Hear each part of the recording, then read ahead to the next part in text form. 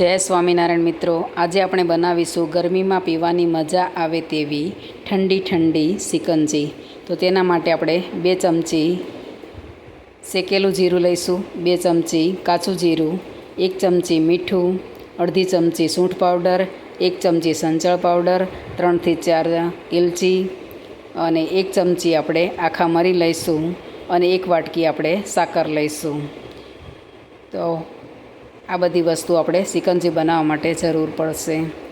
તો હવે ગેસની ફ્લેમ ચાલુ કરી અને તેના ઉપર એક તવી મૂકીશું અને તેની અંદર આપણે 2 ચમચી જે જીરું છે તેને આપણે અંદર ઉમેરી દઈશું અને 1 ચમચી આપણે જે મરી લીધા છે તેને બંનેને આપણે શેકી લઈશું।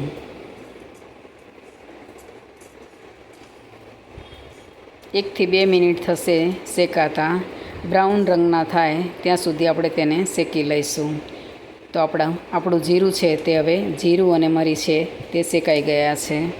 તો ગેસની ફ્લેમ આપણે બંધ કરી દઈશું અને તેને આપણે એક વાટકીમાં લઈ લઈશું।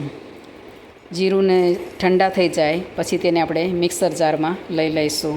પછી તેની અંદર આપણે 2 ચમચી કાચું જીરું અંદર ઉમેરીશું, 3 થી 4 આપણે ઇલાયચી અંદર ઉમેરીશું, 1 ચમચી આપણે સંચળ પાવડર અંદર ઉમેરીશું, અડધી ચમચી આપણે સૂંઠ પાવડર અંદર ઉમેરીશું અને 1 ચમચી આપણે 1 થી 1.5 ચમચી જેટલું આપણે મીઠું ઉમેરીશું અંદર અને 1 વાટકી આપણે સાકર લઈશું। તે બધું આપણે મિક્સર જારમાં દળી લઈશું। તો મિક્સરનું ઢાંકણ આપણે બંધ કરી અને આપણે તેને મિક્સરમાં ક્રશ કરી લઈશું। તો આપણો સિકંજીનો મસાલો બનીને તૈયાર છે। એકદમ આપણે બારીક કરીશું પાવડર। તો તેને આપણે હવે એક કાચની બરણીમાં આપણે ભરી લઈશું અને 2 થી 3 મહિના સુધી તેને આપણે સ્ટોર કરી શકીશું।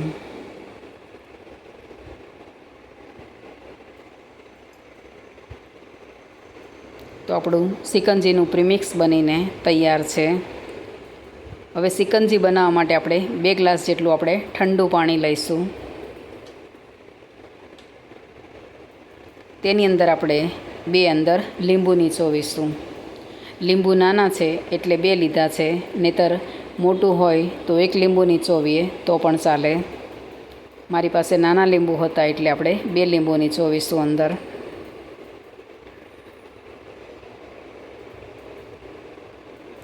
પછી તેની અંદર આપણે 2 ચમચી જેટલો દળેલી ખાંડ અંદર ઉમેરીશું।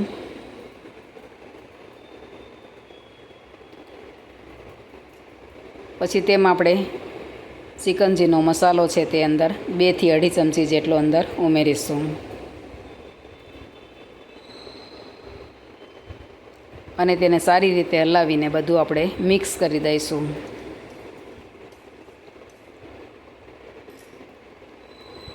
પછી તેની અંદર આપણે 2 થી 3 બરફના અંદર ટુકડા ઉમેરીશું અને તેને હલાવી લઈશું। સિકંજી છે તે એકદમ ઠંડી હોય તો જ વધારે સારી લાગે। પછી તેને આપણે ગળણીની મદદથી આપણે બીજી તપેલીમાં ગાળી લઈશું। હવે તેને આપણે 2 ગ્લાસમાં સર્વ કરી લઈશું। તો આપણે બંને ગ્લાસમાં 1 બરફનો અંદર ટુકડો ઉમેરીશું અને તેની અંદર આપણે બનાવેલી સિકંજી છે તે અંદર સર્વ કરી લઈશું।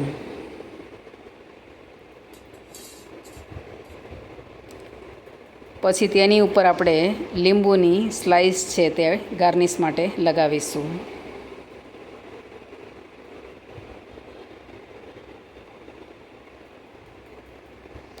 તો આપણી ઠંડી ઠંડી લીંબુ સિકંજી બનીને તૈયાર છે।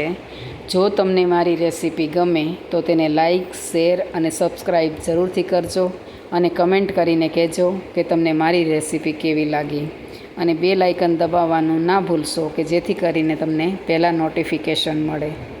જય શ્રી કૃષ્ણ।